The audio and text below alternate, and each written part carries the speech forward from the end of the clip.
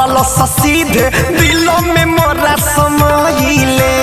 परल नजरिया हमारा पसखी देखी के मुस्कुराइले बरिया में से उतरल सीधे दिलों में मोरा समाइले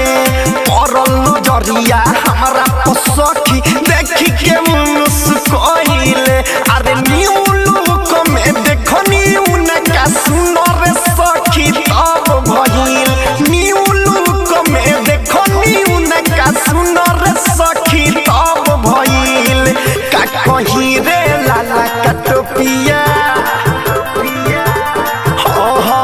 का कहीं रे लाला का टोपिया वाला से हमारा लव भइल का कहीं रे लाला का टोपिया वाला से हमारा लव भइल का कहीं रे लाला का टोपिया वाला से हमारा लव भइल